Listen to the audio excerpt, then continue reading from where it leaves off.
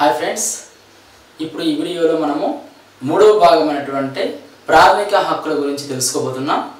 పార్టీలో మనకు చాలా ఇంపార్టెంట్ టాపిక్ ఇది. ఎగ్జామ్ పాయింట్ ఆఫ్ వ్యూలో ఈ ప్రాథమిక హక్కులు ఏంటి, ప్రాథమిక హక్కులకు సంబంధించిన ఆర్టికల్స్ ఏ విధంగా ఉన్నాయి, వాటికి సంబంధించి రాజ్యాంగ సవరణలు ఏమైనా తీసుకొచ్చారా, మరియు ప్రాథమిక హక్కులకు సంబంధించి కేసులు ఏమైనా ఉన్నాయా, ఓకేనా. ఈ కేసులు, ఈ రాజ్యాంగ సవరణలు, ఈ ఆర్టికల్స్ అన్నీ కూడా మనకు ప్రాథమిక హక్కుల్లో చాలా ఇంపార్టెంట్. ఇక్కడ మనం జాగ్రత్తగా గమనిస్తే ప్రాథమిక హక్కులు అనేవి మనకు మూడో భాగంలో కలవు. ఆర్టికల్ 12 నుంచి 35 వరకు మనకు ఈ ప్రాథమిక హక్కులు ఉన్నాయి. మనం చూసుకుంటే జాగ్రత్తగా వినండి. మొదటి భాగం భూభాగం 1 నుంచి 4 వరకు. రెండవ భాగం పౌరసత్వం 5 నుంచి 11 వరకు. మూడవ భాగం ఏంటి? ప్రాథమిక హక్కులు 12 నుంచి 35 వరకు కలిగినవి ప్రాథమిక హక్కులు. అంటే ఏంటి? ఒక మానవుడు సంపూర్ణంగా అభివృద్ధి చెందడానికి కావలసిన కనీస హక్కులు. అంటే మనిషి అభివృద్ధి చెందాలంటే ఏం చేయాలి? కనీస హక్కులు కలిగి ఉండాలి. ఈ కనీస హక్కులు కలిగి ఉండడము, మౌలిక అవసరాలు తీర్చుకోగలిగిన హక్కులు కలిగి ఉండడమే ప్రాథమిక హక్కులు.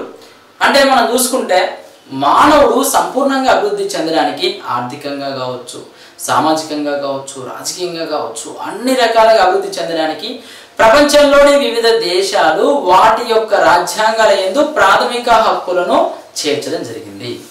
ఈ ప్రాథమిక హక్కులు అనేవి మనం అంటే మన భారతదేశము అమెరికాలోని బిల్ ఆఫ్ రైట్స్ చేత ప్రభావితమయ్యి మన దేశంలో ప్రాథమిక హక్కులకు మూడవ భాగాన్ని కేటాయించడం జరిగింది. అంటే ఈ ప్రాథమిక హక్కులు అనేవి అమెరికాలోని బిల్ ఆఫ్ రైట్స్, అమెరికా రాజ్యాంగం నందు గల బిల్ ఆఫ్ రైట్స్ చేత ప్రభావితమయ్యి మన రాజ్యాంగ నిర్మాతలు అమెరికాను ఆదర్శంగా తీసుకుని ప్రాథమిక హక్కులు భారత రాజ్యాంగంలో చేర్చడం జరిగినది.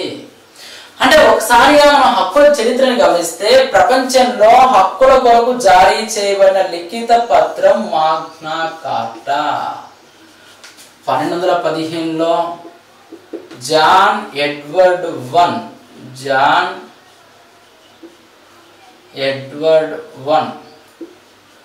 ఏం చేశాడు? జాన్ ఎడ్వర్డ్ 1215లో హక్కుల పత్రాన్ని జారీ చేశాడు, మాగ్నా కార్టా. ఇక్కడ లిఖిత పత్రాన్ని జారీ చేయడం జరిగినది. అంటే మాగ్నా కార్టా అంటే ఏంటి? ప్రజలు తమ హక్కుల కోసం రాజును ప్రశ్నించే హక్కు.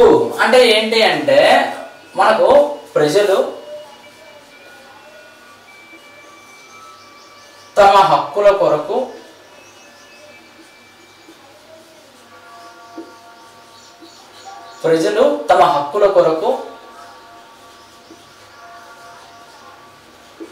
రాజును ప్రశ్నించే హక్కు. ప్రజలు తమ హక్కుల కొరకు రాజును ప్రశ్నించే హక్కే ఈ మాగ్నా కార్టా. మాగ్నా కార్టా అంటే అది ప్రజలు తమ హక్కుల కొరకు రాజును ప్రశ్నించే హక్కు. 1215లో జాన్ ఎడ్వర్డ్ వన్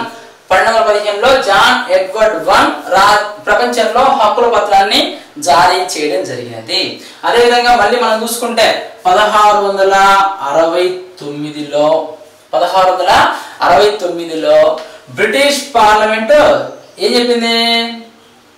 స్వేచ్ఛా స్వాతంత్రాలు కలిగి ఉండాలి అని చెప్పి తీర్మానం చేయడం జరిగింది. ఎవరు? పౌరులు అంటే మనుషులు. 1776లో అమెరికా స్వాతంత్రం సందర్భంగా ఏం చెప్పారు? స్వేచ్ఛా స్వాతంత్రాలతో జన్మించిన మానవుడు జీవితాంతం వాటితోనే ఉండాలి, స్వేచ్ఛ కలిగి ఉండాలి.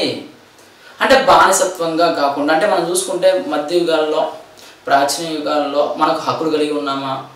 లేదు. నిరంకుశ ధోరణితో రాజులు నియంతృత్వ ధోరణితో పరిపాలించినప్పటికీ పరిపాలించబడ్డారు ప్రజలు. అంతేగాని హక్కులను పట్టుకోలుగా కలిగి ఉన్నారా? లేదు. బానిస బతుకులు, మనుషుల్ని అక్రమ రవాణా చేసేవాళ్ళు, అదేవిధంగా ఇష్టమైన మతాన్ని స్వీకరించే విధానం కూడా ఉండేది కాదు. ఎన్నో రకాల అరాచకాలు, దురాచారాలు, దౌర్భాగ్యంతో కూడుకున్న అంశాలు సమాజంలో ఉండేవి. అంటే వాటన్నిటి నుంచి విడుదల పొందడానికి భారతదేశంలో ప్రజలు స్వేచ్ఛ సమానత్వంతో జీవించాలి, అన్న ఉద్దేశంతోనే ఈ హక్కును చేర్చడం జరిగింది. ఓకేనా? అంటే అమెరికాలో కూడా థామస్ జెఫర్సన్ అనే ఆయన, థామస్ జెఫర్సన్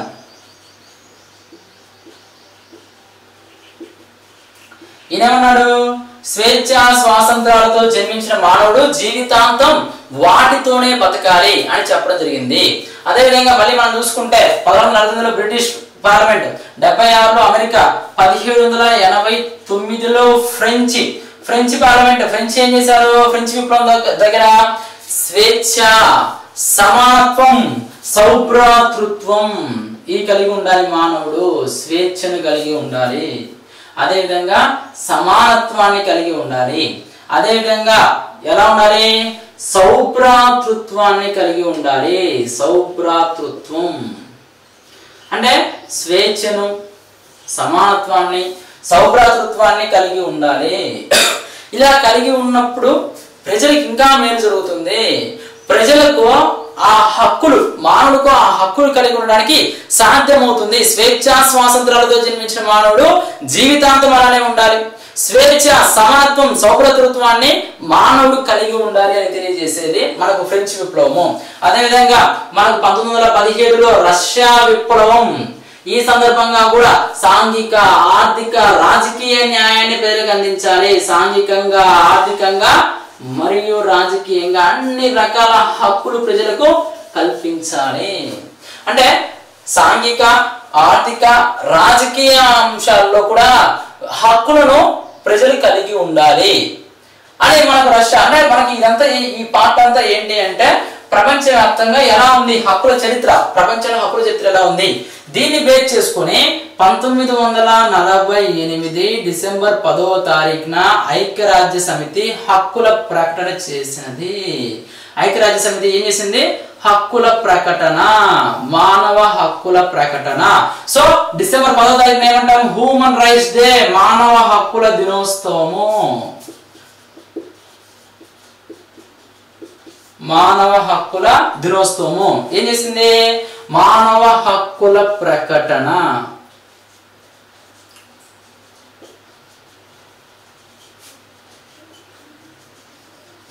ఓకేనా? ఈ మానవ హక్కుల ప్రకటన చేసింది.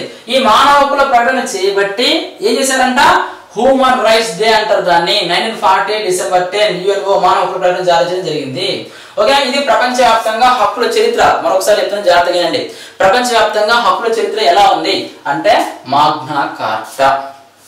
మొదటిగా ప్రపంచంలో హక్కుల కొరకు జారీ చేయబడిన మొదటి లిఖిత పత్రము మాగ్నా కార్టా. దీన్ని జాన్ ఎడ్వర్డ్ వన్ అనే రాజు 1215లో జారీ చేయడం జరిగింది. ఆ తర్వాత 1669 బ్రిటిష్, 1776 అమెరికా, 1789 ఫ్రెంచ్, 1917 రష్యా. వీటి యొక్క ఉద్దేశం ఏంటి, ఈ విప్లవాల ఉద్దేశం ఏంటి అంటే స్వేచ్ఛ స్వాతంత్రాలతో జన్మించిన మానవుడు జీవితాంతం వాటితో కలిగి ఉండాలి. స్వేచ్ఛను, స్వాతంత్రాన్ని మానవుడు ఏ విధంగా ఉండాలి, అనుభవించగలగాలి. స్వేచ్ఛ, సమానత్వం, సౌభ్రాతృత్వాన్ని మానవుడు కలిగి ఉండాలి. సాంఘికంగా, ఆర్థికంగా, రాజకీయంగా న్యాయాన్ని పొందే విధంగా కృషి చెయ్యాలి. ఓకేనా? ఇది మనకు ఈ వీటిని బేస్ చేసుకొని 1948 డిసెంబర్ 10వ తారీఖున యుఎన్ఓ మానవ హక్కుల ప్రకటనను జారీ చేయడం జరిగింది. అయితే భారత్ లో సిచ్యువేషన్ ఏంటి, భారత్ లో 1895లో తిలక్ సర్దార్ స్వరాజ్ బిల్ ప్రవేశపెట్టడం జరిగింది. స్వరాజ్ బిల్, తిలక్ గారు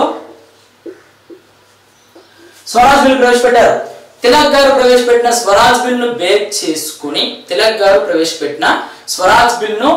చేసుకుని మనకి ఏం జరిగింది, తిలక్ గారు ప్రవేశపెట్టిన స్వరాజ్ బిల్ ను బేస్ చేసుకుని అంటే తిలక్ గారు ప్రవేశపెట్టిన స్వరాజ్ బిల్లులో ప్రాథమిక హక్కులను డిమాండ్ చేశారు. అదేవిధంగా ఐక్యరాజ్య సమితి కూడా, అదేవిధంగా ఐఎన్సి కూడా మనం చూసుకుంటే ఐఎన్సి కూడా మనకి ప్రాథమిక హక్కులు ఉండాలి అని చెప్పి డిమాండ్ చేయడం జరిగింది. అదేవిధంగా మళ్ళీ మనం చూసుకుంటే అనిబిసెంట్ గారు కూడా ప్రాథమిక హక్కులను డిమాండ్ చేశారు. గాంధీ గారు 1931లో రెండవ రౌండ్ టేబుల్ సమావేశంలో ఆయన డిమాండ్ చేశారు. అదేవిధంగా మళ్ళీ మనం చూసుకుంటే 1928 నెహ్రూ రిపోర్ట్ లో కూడా మనకు ప్రస్తావన ఉంది. అయితే అన్నిటికన్నా ముఖ్యమైనది మనం గుర్తుపెట్టుకోవాల్సిన పాయింట్ ఏంటి అంటే 1931లో కరాచీలో ఐఎన్సి సమావేశం జరిగినది. INC Indian national Congress party సమావేశం ప్రతి డిసెంబర్ జరుగుతుంది. ఓకేనా. ఈ 1931లో కరాచీలో జరిగిన ఐఎన్సి సమావేశానికి అధ్యక్షత వహించింది ఎవరంటే సర్దార్ వల్లభాయ్ పటేల్.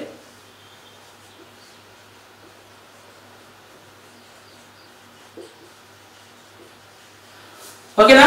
1931లో కరాచీలో జరిగిన ఐఎన్సి సమావేశానికి అధ్యక్షత వహించింది సర్దార్ వల్లభాయ్ పటేల్. ఈ సమావేశంలో ప్రాథమిక హక్కులు డిమాండ్ చేస్తూ తీర్మానం కూడా చేశారు. చాలా చాలా ఇంపార్టెంట్. ప్రాథమిక హక్కులను డిమాండ్ చేస్తూ ఐఎన్సి ఎక్కడ తీర్మానం చేసింది? తీర్మానం చేస్తూ డిమాండ్ చేసింది కరాచీ. కరాచీ ఇప్పుడు ప్రజెంట్ పాకిస్తాన్ లో ఉంది, అప్పుడు భారతదేశమే. ఆ సమావేశానికి అధ్యక్షత వహించింది ఎవరు? సర్దార్ వల్లభాయ్ పటేల్. ఆ సమావేశం ఏ ఇయర్లో జరిగింది? 1931లో. ఇక మనం జాగ్రత్తగా గమనిస్తే ఈ ప్రాథమిక హక్కులు మనకు తర్వాత సత్యేజ్ బహదూర్ సప్రూ గారు కూడా కొన్ని మేధావుల కమిటీ ఏర్పడింది. సత్యేజ్ బహదూర్ సప్రూ గారు ఆయన కూడా కొన్ని సలహాలు సూచనలు ఇచ్చారు.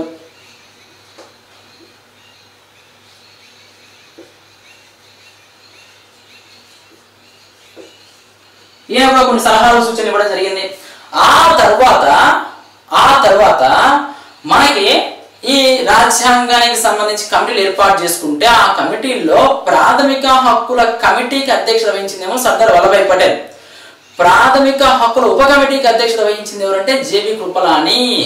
ఆ కమిటీకి నేతృత్వం వహించిన జేబీ కృపలాని కమిటీ కూడా చాలా కీలక సూచనలు చేయడం జరిగినది. చూడండి, ప్రాథమిక హక్కుల కమిటీ, ప్రాథమిక హక్కుల ఉప కమిటీ చాలా చాలా ఇంపార్టెంట్.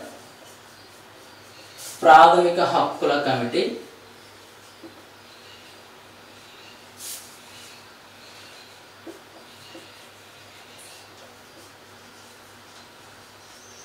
ప్రాథమిక హక్కుల ఉప కమిటీ.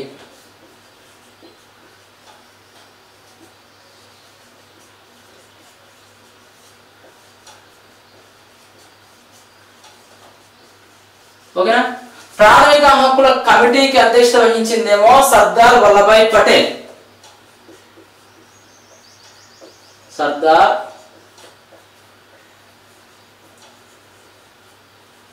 వల్లభాయ్ పటేల్. ప్రాథమిక హక్కుల ఉప కమిటీకి అధ్యక్షత వహించిందేమో జేబీ కృపలాని. ఈ బిట్ కూడా మనకు చాలా చాలా ఇంపార్టెంట్. జేబీ కృపలాని. ఓకేనా. ప్రాథమిక హక్కుల కమిటీకి ఏమో సర్దార్ వల్లభాయ్ పటేల్, ప్రాథమిక హక్కుల ఉప కమిటీకి ఏమో జేబీ కృపలాని. 1931లో జరిగిన కరాచీ సమావేశం, ఐఎన్సి సమావేశం సర్దార్ వల్లభాయ్ పటేల్ గారు, సత్యేజ్ బహదూర్ సప్రూ గారి నేతృత్వంలో జరిగింది. ప్రాథమిక కమిటీకి ఏమో సర్దార్ వల్లభాయ్ పటేల్, ప్రాథమిక ఉప కమిటీకి ఏమో జేబీ కృపలాని గారు నేతృత్వం వహించారు. దీన్ని బేస్ చేసుకుని రాజ్యాంగం అమలులోకి వచ్చినప్పుడు మనకు 7 ప్రాథమిక హక్కులు ఉండేవి. ప్రస్తుతం 6 ప్రాథమిక హక్కులు ఉన్నాయి. అవి ఏంటనే చూస్తాం మనం ఇప్పుడు. చూడండి, ప్రాథమిక హక్కులు 3వ భాగం. మనకు 12 నుంచి 35 ఆర్టికల్స్ కలవు. ఇందులో భాగంగా మానవుడు అభివృద్ధి చెందడానికి కావలసిన కనీస హక్కులే ప్రాథమిక హక్కులు. మనకి ఈ పార్ట్ చాలా చాలా ఇంపార్టెంట్ ఎగ్జామ్ పాయింట్ ఆఫ్ వ్యూలో. ఓకేనా. మనం చూసుకుంటే ప్రాథమిక హక్కులు అమెరికా నుంచి తీసుకున్నాం మనం. బిల్ ఆఫ్ రైట్స్ చేత ప్రభావితమైన తర్వాత ప్రపంచంలో సిచ్యువేషన్ ఈ విధంగా ఉంది. భారతదేశంలో ఇలా పరిణామక్రమం జరిగింది. ఓకేనా.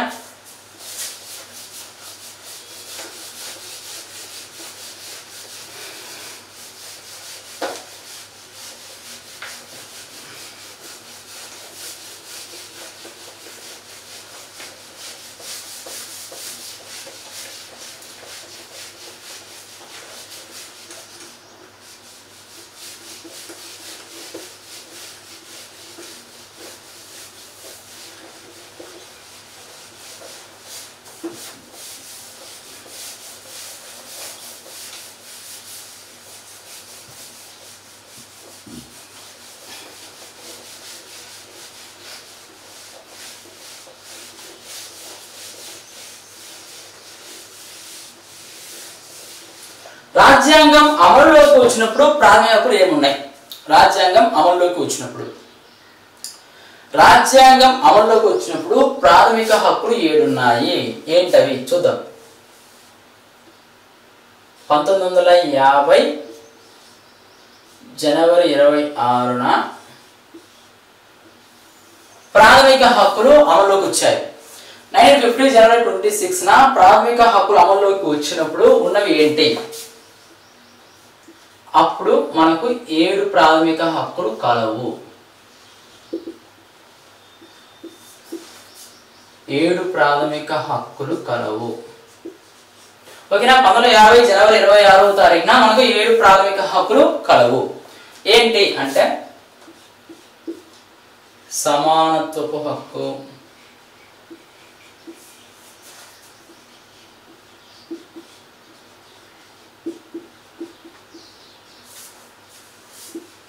నుంచి 18 వరకు.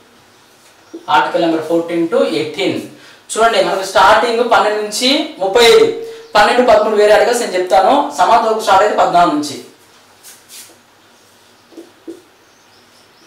స్వేచ్ఛ స్వాతంత్రపు హక్కు,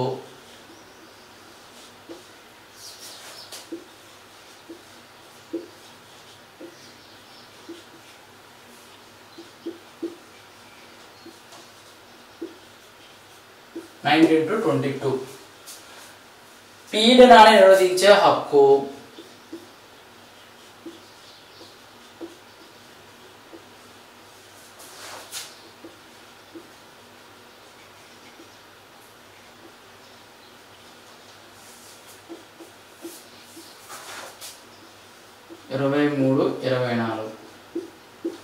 మత స్వాతంత్రపు హక్కు,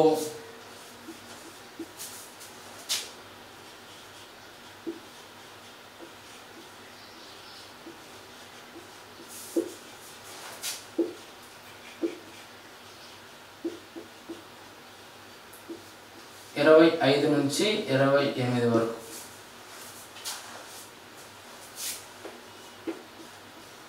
విద్యా విషయక సాంస్కృతికపు హక్కు,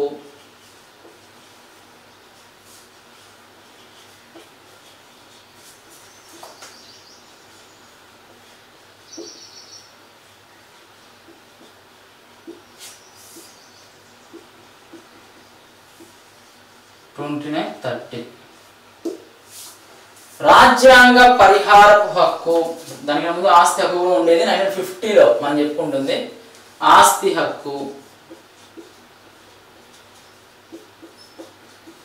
ఆస్తి హక్కు 31. రాజ్యాంగ పరిహారపు హక్కు,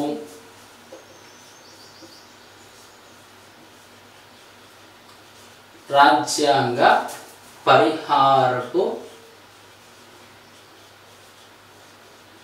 హక్కు 32. ఓకేనా? ఏంటి ఇది అంటే 1950 జనవరి 26న మనకు రాజ్యాంగం అమల్లోకి వచ్చినప్పుడు 7 ప్రాథమిక హక్కులు కలవు. ఆ 7 ఏంటి అంటే, 1 సమానత్వపు హక్కు 14 to 18 సమానత్వపు హక్కు. 2 స్వేచ్ఛ స్వాతంత్రపు హక్కు 19 to 22 స్వేచ్ఛ స్వాతంత్రపు హక్కు. పీడనాన్ని నిరోధించే హక్కు 23 to 24 పీడనాన్ని నిరోధించే హక్కు 23, 24. మత స్వాతంత్రపు హక్కు 25 to 28. విద్యా విషయక సాంస్కృతికపు హక్కు 29 to 30. ఆస్తి హక్కు 31. రాజ్యాంగ పరిహారపు హక్కు 32. ఇవన్నీ కూడా ఏంటి 1950లో మనకు ఉన్నటువంటి ఆర్టికల్స్. 1950లో ప్రాథమిక హక్కులకు సంబంధించినవి. అయితే ఆస్తి హక్కును 1978లో 1978లో 44వ రాజ్యాంగ సవరణ ద్వారా తొలగించారు. 44వ రాజ్యాంగ సవరణ ద్వారా ఈ ఆస్తి హక్కును తొలగించడం జరిగింది. తొలగించి ఏం చేశారు? ఆస్తి హక్కును 44వ రాజ్యాంగ సవరణ ద్వారా తొలగించి చట్టబద్ధ హక్కుగా మార్చారు. 300A చట్టబద్ధ హక్కుగా మార్చారు. ఎందుకని అంటే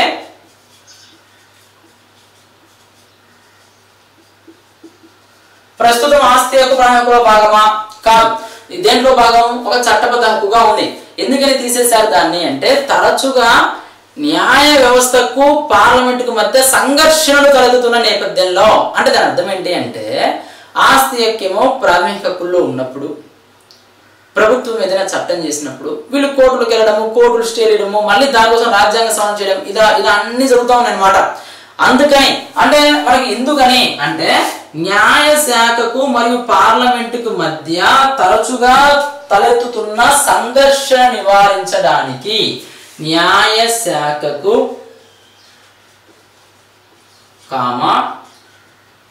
పార్లమెంటుకు పార్లమెంటుకు మధ్య పార్లమెంటుకు మధ్య తరచుగా తలెత్తుతున్న సంఘర్షణ నివారించడానికి తరచుగా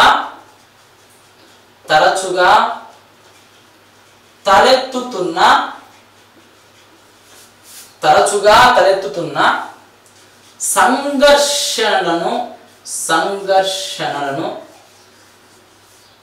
సంఘర్షణలను నివారించడానికి ఓకేనా. న్యాయశాఖకు పార్లమెంటుకు మధ్య జరుగుతున్న తరచుగా తలెత్తుతున్న సంఘర్షణ నివారించడానికి ఆస్తి హక్కును ఏం చేశారు? తొలగించారు. దేని నుంచి తొలగించారు? ప్రాథమిక హక్కుల జాబితా నుండి తొలగించి ఆర్టికల్ 300A చట్టబద్ధ హక్కుగా దాన్ని చేర్చడం జరిగినది. ఆర్టికల్ 300A దాన్ని చట్టబద్ధ హక్కుగా చేర్చడం జరిగింది. సమానత్వ హక్కు, స్వేచ్ఛ స్వాతంత్రపు హక్కు, పేనా నిరోధించే హక్కు, మత స్వాతంత్రపు హక్కు, విద్యా విషయక సాంస్కృతిక హక్కు, ఆస్తి హక్కు ఉండేది ఫస్ట్ లో, తర్వాత తొలగించారు. ఎన్నో రాజ్యాంగ సవరణ? 44వ రాజ్యాంగ సవరణ. అంటే ప్రాథమికలో మార్పులు చేర్పులు చేయవచ్చు. మనం ఆల్రెడీ దృఢ అదృఢ లక్షణాల కలయికల్లో ఏం చెప్పుకున్నాము? ఏకపక్ష ప్రత్యేక మెజారిటీ అంటే కేంద్రము 2/3 మెజారిటీతో మార్పులు చేర్పులు చేయొచ్చు. అందులో ఏమనుకున్నాము? ప్రాథమిక హక్కులు, ప్రాథమిక విధులు, ఆదేశ సూత్రాలు, ఎన్నికల కమిషన్ బహుళ సభ్య కమిషన్ గా మార్చడము, అలా మార్పులు చేర్పులు మనము చేయొచ్చు. ఇది మనకు ఈ ఏవి హక్కులు కాదు. ఇప్పుడు మనం ఏంటి అంటే దీనికన్నా ముందు అంటే సమానత్వం స్టార్ట్ చేయడానికన్నా ముందు 12వ ఆర్టికల్ ఏంటి, 13వ ఆర్టికల్ ఏంటి అని మనం తెలుసుకుంటాం. ఓకేనా? 12వ ఆర్టికల్, 13వ ఆర్టికల్.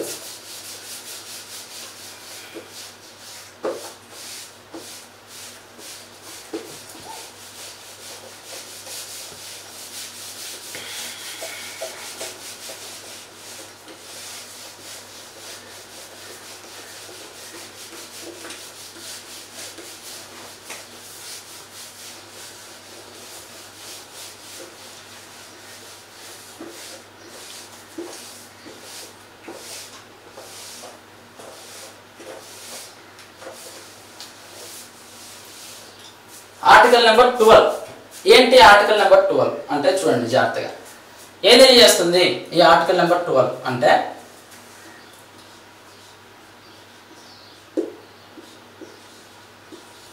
ఆర్టికల్ నెంబర్ 12 అనేది భారత రాజ్య నిర్వచనం గురించి తెలియజేస్తుంది. మనకు ప్రాథమిక హక్కులు స్టార్ట్ అయ్యేది 12వ ఆర్టికల్ నుంచి. సమానత్వ హక్కు 14 నుంచి స్టార్ట్ అయినా కానీ ఈ 12, 13 కూడా ప్రాథమిక హక్కుల్లోనే భాగం, మర్చిపోమాకండి.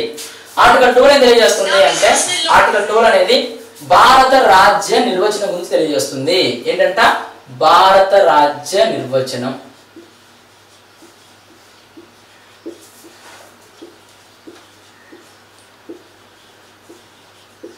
అంటే ఈ భారత రాజ్య నిర్వచనం అసలు డెఫినిషన్ ఆఫ్ ఇండియన్ స్టేట్ అంటే అసలు భారత రాజ్యం అంటే ఏంటి, భారత రాజ్య పరిధిలోకి ఏమేమి వస్తాయి అని నిర్వచిస్తుంది. అంటే ఇందులో ఏముంటాయంటే కేంద్ర ప్రభుత్వము మరియు రాష్ట్ర ప్రభుత్వాలు, పార్లమెంట్ మరియు శాసనసభలు మరియు ఇతర అధికార సంస్థలు, వీటన్నిటిని కలిపి మనము భారత రాజ్యము అంటే ఇండియన్ స్టేట్ అంటే ఏంటి? కేంద్రం మరియు రాష్ట్రం, పార్లమెంట్ మరియు శాసనసభలు, ఇతర అధికారిత సంస్థలు. ఈ ఆర్టికల్ ఎందుకు చేర్చారు అంటే ఇతర అధికారిత అంటే అసలు ఫస్ట్ ఆఫ్ ఆల్ ఈ భారత రాజ్యం అంటే ఏంటో తెలియజేస్తుంది ఇది. ఓకేనా? భారత రాజ్య నిర్వచనం అంటే కేంద్ర ప్రభుత్వం మరియు రాష్ట్ర ప్రభుత్వాలు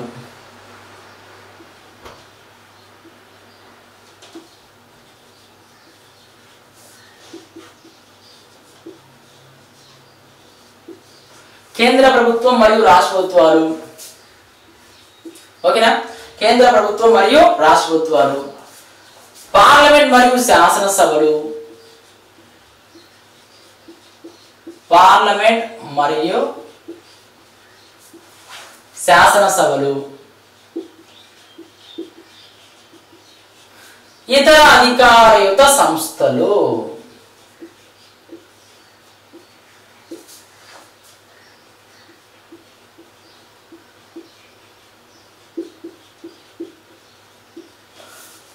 ఓకేనా? అంటే 12వ ఆర్టికల్ ఏది చేస్తుంది? భారత రాజ్య నిర్వచనం గురించి ఇది తెలియజేస్తుంది. భారత రాజ్య నిర్వచనం గురించి. ఇందులో భాగంగా కేంద్ర ప్రభుత్వం అంటే ఏంటి, రాష్ట్ర ప్రభుత్వం అంటే ఏంటి, పార్లమెంట్ అంటే ఏంటి, శాసనసభ అంటే ఏంటి, ఇతర అధికారిక సంస్థలు అంటే ఏంటి అన్న అంశాలు ఆర్టికల్ 12 లో భాగంగా ఉంటాయి. ఓకేనా? అంటే ఇందులో మనకు ఈ కేంద్ర ప్రభుత్వము, రాష్ట్ర ప్రభుత్వము అన్న, పార్లమెంట్ మరియు శాసనసభలు అన్న, ఇతర అధికారిక సంస్థలు అన్న ఇందులో భాగంగా కీలకమైన అంశాలలో ఈ ఇతర అధికారిక సంస్థలను ఎందుకు చేర్చారు అంటే మనకి పార్లమెంట్ అనేది ఏవైనా కానీ ఇబ్బందులకు గురి చేసే చట్టాలు ఉన్నా కానీ న్యాయస్థానాలు వీళ్ళు ఆశ్రయిస్తారు. ఎవరు? ప్రాథమిక హక్కులు ఉల్లంఘనకు గురైన వాళ్ళు. ప్రాథమిక హక్కులు మాకు ఉల్లంఘనకు గురైనాయి, మా ప్రాథమిక హక్కులు సక్రమంగా అమలు కావడం లేదు అని న్యాయస్థానాలను ఆశ్రయించినప్పుడు న్యాయస్థానాలు రిట్లను జారీ చేస్తాయి. ఆ రిట్లను ఎవరికి జారీ చేస్తాయి అంటే రాజ్యాంగ పరిధిలోకి వచ్చేవి. ఈ ఇతర అధికారిక సంస్థలకు మాత్రమే రిట్లను జారీ చేయడం జరుగుతుంది. అంటే ఏం లేదండి, ప్రాథమిక హక్కులు ఉల్లంఘనకు గురైతే, ఉల్లంఘన అంటే వాళ్ళకు సక్రమంగా అమలు కాకపోయినా, అమలుకు ఏదైనా ఆటంకం ఏర్పడినా వాళ్ళు ఏం చేస్తారు అంటే ఆర్టికల్ 32 ప్రకారం సుప్రీంకోర్టుకి వెళ్ళొచ్చు. అప్పుడు సుప్రీంకోర్టు ఏం చేస్తుంది అంటే రిట్లను జారీ చేస్తుంది. రిట్స్ అంటే ఆజ్ఞలు. మనకు వస్తే నిదానంగా అన్ని 1 by 1 వస్తాయి. ఈ ఆజ్ఞలు అనేవి జారీ చేయడం జరుగుతుంది. అయితే ఈ ఆజ్ఞలు ఎవరికి జారీ చేయాలి అంటే ఇతర అధికారిక సంస్థలకు మాత్రమే, అంటే రాజ్య పరిధిలోకి వచ్చే వాడికి మాత్రమే జారీ చేయడం జరుగుతుంది. అందుకని ఈ పాయింట్ చేర్చారు. అయితే రాజ్యాంగంలో సపరేట్ గా ఏమైనా మెన్షన్ చేశారంటే ఏం మెన్షన్ చేయలే. అంటే ఇందులో భాగంగా రాజ్య పరిధిలోకి వచ్చేవేంటి, రాజ్య పరిధిలోకి రానివేంటి. మనకు అజయ్ హాస్య వర్సెస్ ఖలీద్ ముజీబ్ కేసులో కోర్టు చెప్పడం జరిగింది. అజయ్ హాస్య versus Khalid Mujeeb.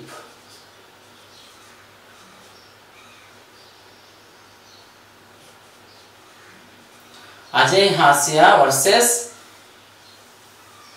Khalid Mujeeb కేసులో కోర్టు దీన్ని చెప్పడం జరిగింది. ఓకేనా? అజయ్ హాస్య వర్సెస్ ఖలీద్ ముజీబ్ కేసులో కోర్టు దీన్ని చెప్పడం జరిగింది. అజయ్ హాస్య వర్సెస్ ఖలీద్ ముజీబ్ కేసులో ఏంటి? రాజ్య పరిధిలోకి వచ్చే సంస్థలు, రాజ్య పరిధిలోకి రాని సంస్థలు. రాజ్య పరిధిలోకి వచ్చే సంస్థలు,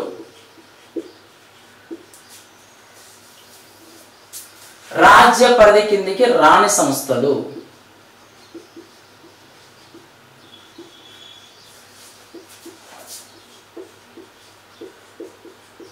రాజ్య పరిధి కిందికి వచ్చే సంస్థలు, రాజ్య పరిధి కిందికి రాని సంస్థలు. ఇందులో భాగంగా ఏం చెప్పింది అంటే ఒకటి రాజ్యాంగం ద్వారా ఏర్పడిన సంస్థలు, రాజ్యాంగం ద్వారా ఏర్పడిన సంస్థలు, చట్టం ద్వారా ఏర్పడిన సంస్థలు,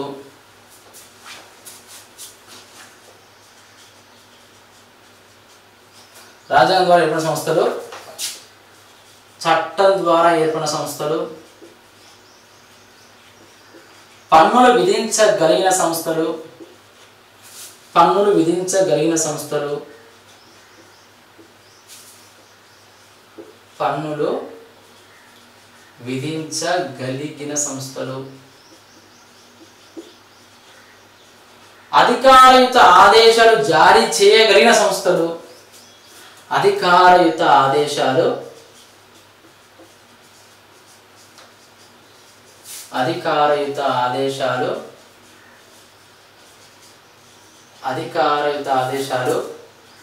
జారీ చేయగలిగినవి, ప్రభుత్వ వ్యయంతో నడిచే సంస్థలు, ప్రభుత్వ వ్యయంతో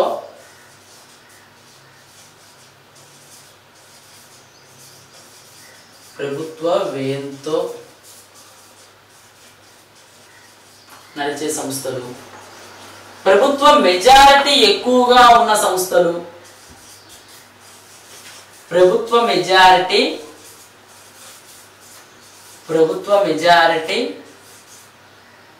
ప్రభుత్వ మెజారిటీ సాయంతో నడిచే సంస్థలు. అంటే ఆర్టికల్ 12 లో పేర్కొన్నటువంటి భారత రాజ్య నిర్వచనంలో కేంద్ర ప్రభుత్వము, రాష్ట్ర ప్రభుత్వము, పార్లమెంటు, శాసనసభలు, ఇతర అధికారిత సంస్థలను మెన్షన్ చేశారు. ఈ ఇతర అధికారిత సంస్థల్లో రాజ్య పరిధిలోకి వచ్చేవేంటి, రాజ్య పరిధిలోకి రానివేంటి? ఈ రాజ్య పరిధిలోకి వచ్చే సంస్థలకు మాత్రమే కోర్టులు ఏం జారీ చేస్తాయి? రిట్లను జారీ చేస్తాయి. రిట్లు అంటే ఏంటి? ఆజ్ఞలు. ఎందుకు జారీ చేస్తాయి? ప్రాథమిక హక్కులు గనక ఉల్లంఘనకు గురైన సందర్భంలో మాత్రమే జారీ చేస్తాయి. ప్రాథమిక హక్కులు ఉల్లంఘన గురైన సందర్భంలో మానవులు కోర్టులను ఆశ్రయించవచ్చును. ఆశ్రయించినప్పుడు కోర్టులు ఏం జారీ చేస్తాయంటే రిట్లను జారీ చేస్తాయి. ఓకేనా? అంటే ఇక్కడ మనం జాగ్రత్తగా గమనిస్తే రాజ్య పరిధిలోకి వచ్చే వాటికి మాత్రమే రిట్లను జారీ చేస్తాయి. ఆ రాజ్య పరిధిలోకి వచ్చే సంస్థలు ఏంటి? రాజ్య పరిధిలోకి వచ్చే సంస్థలు ఏంటి? రాని సంస్థలు ఏంటి? రాజ్యాంగంలో ఉన్నాయా? ఏం లేవు. సుప్రీంకోర్టు తీర్పును బట్టి మనకు ప్రకటించడం జరుగుతుంది. ఈ రాజ్య పరిధిలోకి వచ్చేవేంటి, రానివేంటి అని చెప్పేసి అజయ్ హాసియా వర్సెస్ ఖలీద్ ముజీబ్. అజయ్ హాసియా చాలా చాలా ఇంపార్టెంట్ అండి. ప్రాథమిక హక్కులు కేసులు చాలా చాలా ఇంపార్టెంట్. ఓకేనా? ఈ అజయ్ హాసియా వర్సెస్ ఖలీద్ ముజీబ్ కేసులో ఏం చెప్పారు? రాజ్య పరిధిలోకి వచ్చే సంస్థలు అంటే రాజ్యాంగం ద్వారా ఏర్పడిన సంస్థలు, అది రాజ్యాంగం ద్వారా ఏర్పడిన సంస్థలు ఉండొచ్చు, లేదా చట్టం ద్వారా ఏర్పడిన సంస్థలు ఉండొచ్చు, లేదా పన్నులు విధించగలిగిన సంస్థలు, అధికారయుత ఆదేశాలు జారీ చేయగలిగిన సంస్థలు, ప్రభుత్వ వ్యయంతో నడిచే సంస్థలు, ప్రభుత్వ ఆర్థిక సాయం మెజారిటీ కలిగిన సంస్థలు. ఓకేనా? ఇవి రాజ్య పరిధిలోకి వచ్చే సంస్థలు. రాజ్యాంగం ద్వారా ఏర్పడినవి, చట్టం ద్వారా ఏర్పడినవి, పన్ను విధించగలిగినవి, అధికారిత ఆదేశాలు జారీ చేయగలిగినవి, ప్రభుత్వ వ్యయంతో నడిచేవి, ప్రభుత్వ మెజారిటీ సాయంతో నడిచేవి. అదే రాజ్య పరిధిలోకి రానివేంటి? రానివంటే ఏంటి? సొసైటీ యాక్ట్ 1860 ద్వారా ఏర్పడినవి, ట్రస్టీ నిధులతో నడిచేవి, పన్నులు విధించలేనివి, ఆదేశాలు జారీ చేయలేనివి. వీటికి రిట్లను జారీ చేయవచ్చా? వీటికి రిట్లను జారీ చేయలేవు. కోర్టు రిట్లను జారీ చేయలేవు. అంటే ఇక్కడ మనం చూసుకుంటే సొసైటీ యాక్ట్ 1860 ద్వారా ఏర్పడిన సంస్థలు, అదేవిధంగా ట్రస్టీ నిధులతో నడిచే సంస్థలు,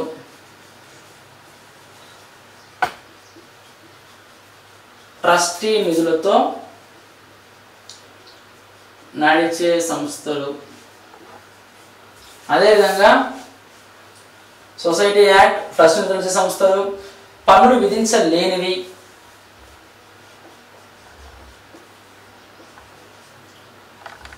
పన్నులు విధించలేని సంస్థలు, ఆదేశాలు జారీ చేయలేని సంస్థలు, అధికారయుత ఆదేశాలు జారీ చేయలేని సంస్థలు. ఓకేనా? ఇది మనకు 12వ ఆర్టికల్లో మెన్షన్ చేసాను. రాజ్య పరిధిలోకి రాని ఇంకా కొన్ని ఉన్నాయి. యూనివర్సిటీస్ రాజ్య పరిధిలోకి వస్తాయి అని చెప్పేసి మనకు ఇంకొన్ని కేసుల్లో కోర్టు తీర్పు ఇవ్వడం జరిగింది. Universities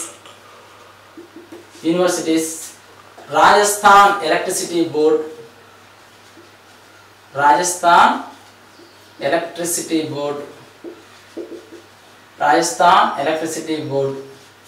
Delhi transport corporation,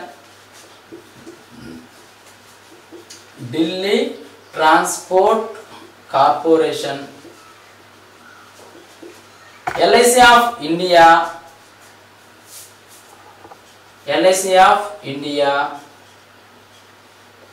Airport Authority of India, ఓకేనా? Universities, Rajasthan electricity board, Delhi transport corporation, LIC of India, airport authority of India, ఇవన్నీ కూడా ఏంటి అయ్యా అంటే మనకి రాజ్య పరిధిలోకి వచ్చేవి అని సుప్రీంకోర్టు వివిధ కేసుల్లో తీర్పునిచ్చినవి. మరోసారి చెప్తున్నాను. ఆర్టికల్ 12 అనేది భారత రాజ్య నిర్వచనము. ఈ భారత రాజ్య నిర్వచనానికి సంబంధించి కేంద్ర ప్రభుత్వం మరియు రాష్ట్ర ప్రభుత్వాలు, పార్లమెంట్ మరియు శాసనసభలు, ఇతర అధికారిక సంస్థలు అనేవి ఇందులో భాగం.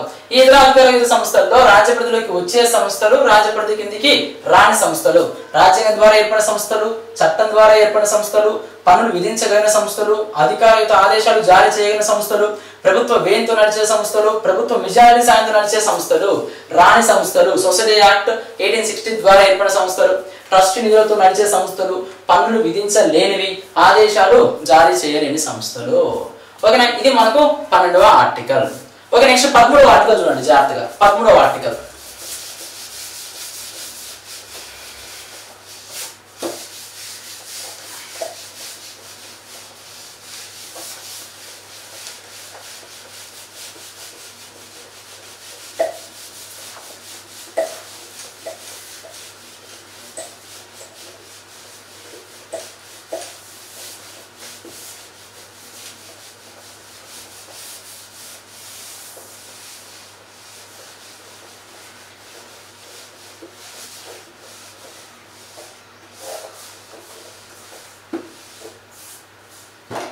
ఈ 13వ ఆర్టికల్ ఏం తెలియజేస్తుంది అంటే మనకు న్యాయ సమీక్ష అనే అంశాన్ని తెలియజేస్తుంది.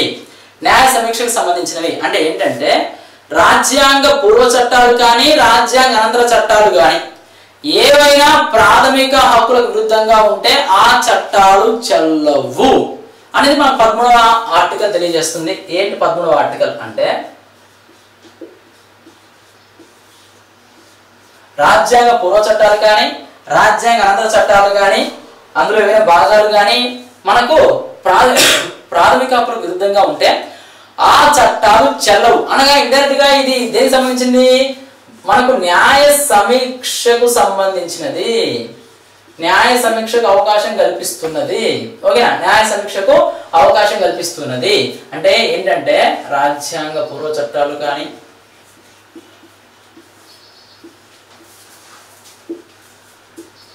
రాజ్యాంగ పూర్వ చట్టాలు కానీ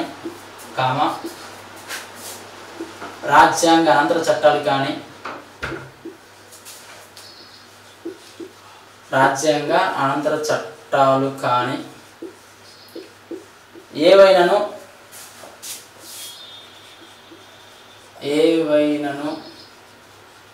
ప్రాథమిక హక్కులకు విరుద్ధంగా ఉంటే ప్రాథమిక హక్కులకు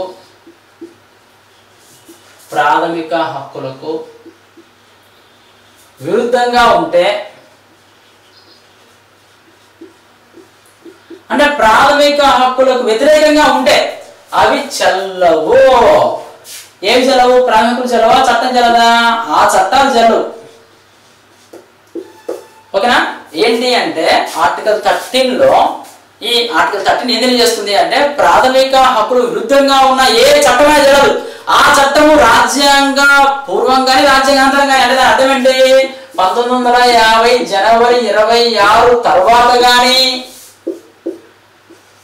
ముందు కానీ ఏవైనా కానీ అంటే 1950 కన్నా ముందు చట్టాలు ఉన్నాయా? ఉన్నాయి. ఇప్పుడు మనం వాడే ఐపీసీ, సిపిసి, సిఆర్పిసి, 1859, 1860, 1861 అనేక చట్టాలు మనం ఇప్పటికీ కూడా మనం పాటిస్తూ ఉన్నాము. రాజ్యాంగ అనంతర చట్టాలు ఇప్పుడు చేసిన చట్టాలు కూడా ఏవైనా కానీ ప్రాథమిక హక్కుల విరుద్ధంగా ఉంటే ఆ చట్టాలు చెల్లవు.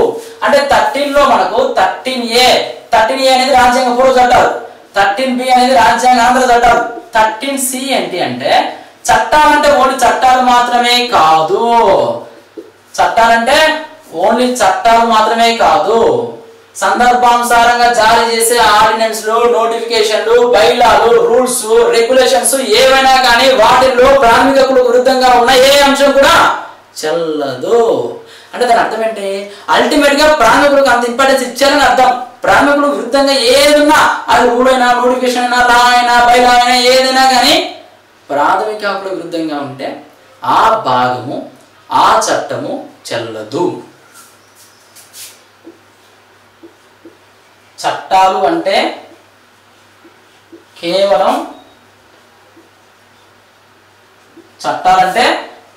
చట్టాలు మాత్రమే కాదు, సందర్భానుసారంగా జారీ చేసే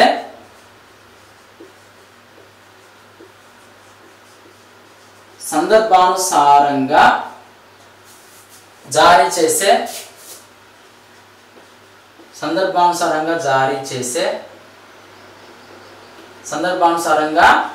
జారీ చేసే ఆర్డినెన్సులు,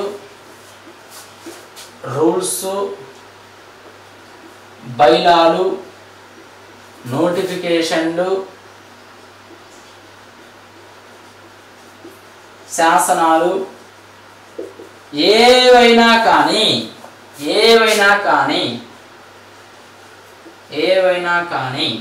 ప్రాథమిక హక్కులకు విరుద్ధంగా ఉంటే, ప్రాథమిక హక్కులకు విరుద్ధంగా ఉంటే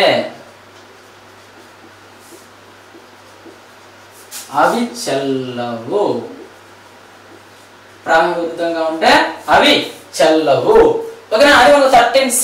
అంటే చట్టాలు అంటే కొన్ని చట్టాలు మాత్రమే కాదు, సందర్భానుసారంగా చేసే ఆర్డినెన్స్ అయినా, రూల్స్ అయినా, బైలాలు అయినా, నోటిఫికేషన్లు అయినా, శాసనాలైనా ఏవైనా కానీ అవి దేనికి విరుద్ధంగా ఉండకూడదంట? ప్రాథమిక హక్కులకు విరుద్ధంగా ఉండదు. ఇన్కేస్ విరుద్ధంగా ఉంటే ఏం జరుగుతుందంట? అవి చెల్లవు. ఓకేనా? అదేవిధంగా 13D అంటే ఈ లెక్కన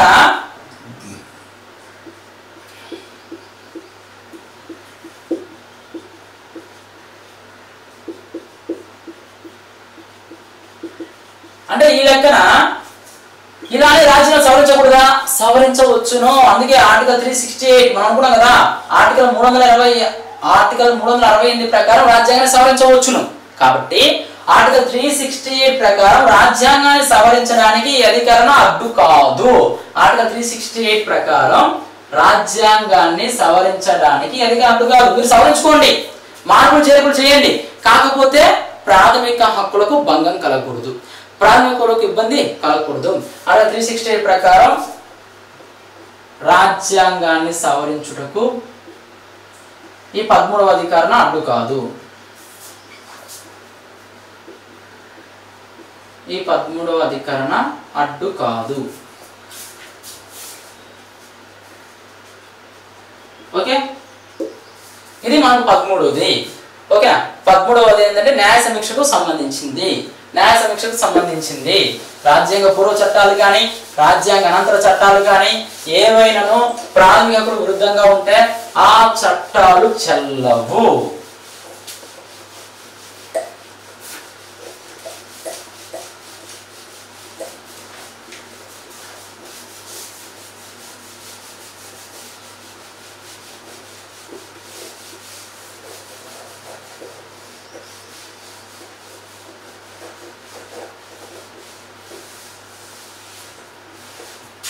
ఓకే, నెక్స్ట్ దీనిలో 13వ ఆర్టికల్లోనే కొన్ని పదాలు ఉంటాయి. ఏంటి అంటే doctrine of separability, doctrine of eclipse, doctrine of waiver. ఆ 3 పదాలు చాలా ఇంపార్టెంట్. చూడండి, doctrine of separability,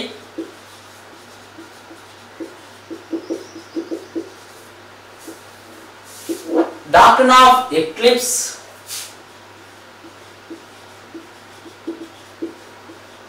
doctrine of eclipse,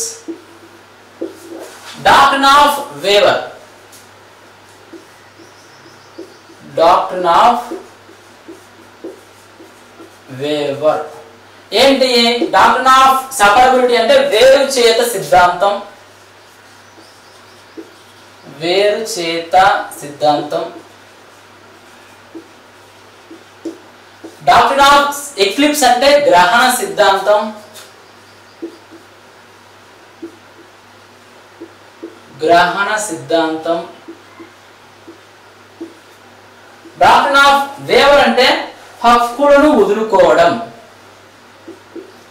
హక్కులను వదులుకోవడం. ఏంటి డాక్ట్రిన్ ఆఫ్ సెపరబిలిటీ అంటే ఏంటి? సపరేట్ చేయడం, వేరు చేత సిద్ధాంతం. అంటే ఏదైనా శాస్త్రం రూపొందించినప్పుడు, ఏదైనా చట్టం రూపొందించినప్పుడు ఆ చట్టంలోని ఏదైనా భాగం కానీ, నియమం కానీ ప్రాథమికులకు విరుద్ధంగా ఉంటే కేవలం ఆ భాగం, ఆ నియమం మాత్రమే చెల్లదని చెప్పడమే డాక్ట్రిన్ ఆఫ్ సెపరబిలిటీ. అంటే దాని అర్థం ఏంటి? సపోజ్ ఇప్పుడు ఐపీసీ, ఇండియన్ పీనల్ కోడ్ మనకు ఉంది. 1860లో మనకు ఐపీసీ ఉంది, భారత శిక్షా స్మృతి.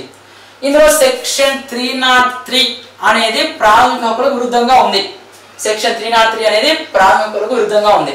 అయితే ఇప్పుడు సెక్షన్ 303 ప్రాథమికులకు విరుద్ధంగా ఉంది కాబట్టి మొత్తం ఐపీసీని కొట్టేయాలనా ఓన్లీ 303 కొట్టేయాలనా?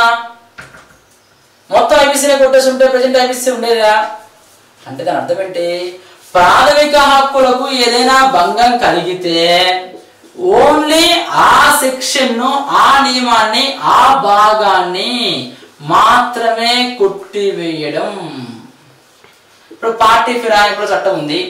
ఈ పార్టీ ఫిరాయింపుల చట్టంలో షెడ్యూల్ 7 అంటే పారా 7 అనే ఒకటి ఉంది. ఈ 7 కూడా ప్రాథమిక విరుద్ధంగా ఉంది. అప్పుడు దీని మొత్తం కొట్టేలా ఓన్లీ ఇది మాత్రమే కొట్టివేయడం జరిగింది. అంటే దాని అర్థం ఏంటి అంటే వేరుచేత సిద్ధాంతము డాక్ట్రిన్ ఆఫ్ సపరబిలిటీ అంటే ఏదైనా చట్టంలోని భాగం కానీ నియమం కానీ ప్రాథమిక హక్కులకు విరుద్ధంగా ఉన్నప్పుడు ఆ భాగం ఆ నియమం మాత్రమే చెల్లవు అని కోర్టులు కొట్టివేయడాన్ని డాక్ట్రిన్ ఆఫ్ సపరబిలిటీ అంటారు. డాక్ట్రిన్ ఆఫ్ సపరబిలిటీ అంటారు. అంటే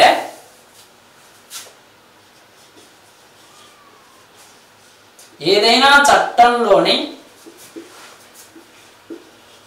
భాగం కానీ నియమం కానీ సెక్షన్ కానీ ప్రాథమిక హక్కులకు విరుద్ధంగా ఉన్నప్పుడు ప్రాథమిక హక్కులకు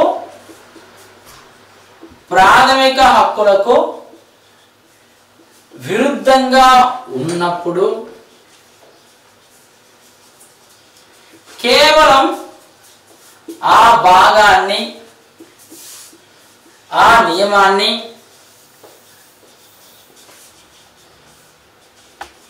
ఆ సెక్షన్ ను మాత్రమే కొట్టివేయడాన్ని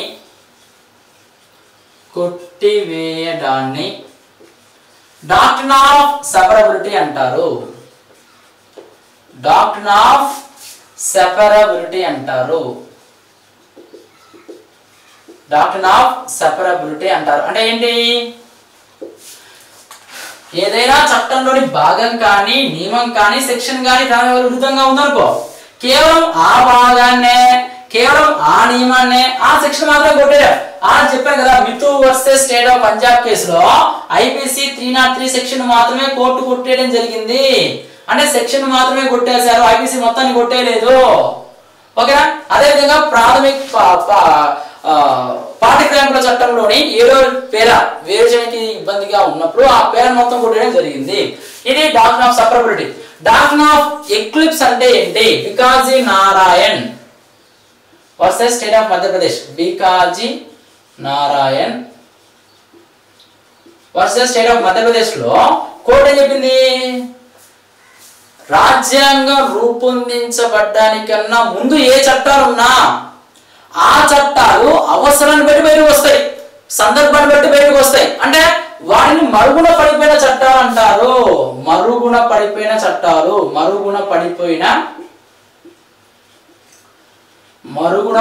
చట్టాలు అంటారు. అంటే స్వాతంత్రానికన్నా ముందు రాజ్యాంగం రచించడానికన్నా ముందు ఉన్న చట్టాలు ఏవైనా కానీ మరుగున పడిపోయి ఉంటే వాటిని సందర్భానుసారము అవసరాన్ని బట్టి వాటిని గ్రహించుకోవచ్చును అని చెప్పేదే డాక్ట్రిన్ ఆఫ్ ఎక్లిప్స్. అంటే ఎప్పుడో 1890లో చేశారు అనుకుందాం చట్టాన్ని. 1892లోనో 1923లోనో చేశారు. అవసరం లేదు సహజంగా, ఇంకేస్ అవసరం వచ్చిందనుకో ఆ చట్టంలో సెక్షన్ ను ఆ చట్టం బాగా వాడుకోవచ్చును అని చెప్పేదే doctrine of eclipse. Doctrine of waiver అంటే బేహారం వర్సెస్ స్టేట్ ఆఫ్ బాంబే కేసులో బేహారం వర్సెస్ స్టేట్ ఆఫ్ బాంబే ఈ కేసులో కోర్టు ఏం చెప్పింది? ప్రాథమిక హక్కులు నాకొద్దు, నాకు అవసరం లేదు అని చెప్పేసి ఏ మానవుడు వదులుకోవడానికి లేదు. ప్రాథమిక హక్కులు అమలు చేయము అని ఏ ప్రభుత్వాలు కూడా వద్దని చెప్పడానికి లేదు. అంటే హక్కులను వదులుకునే హక్కు ప్రభుత్వాలకు ప్రజలకు లేదు అని కోర్టు చెప్పడం జరిగింది. ఇది 12వ ఆర్టికల్ 13వ article doctrine of separability, doctrine of eclipse, doctrine of waiver. ఓకేనా? Thank you. నెక్స్ట్ వీడియోలో మనము సమానత్వ హక్కు నుంచి చెప్పుకోవడం జరుగుతుంది. Okay, thank you.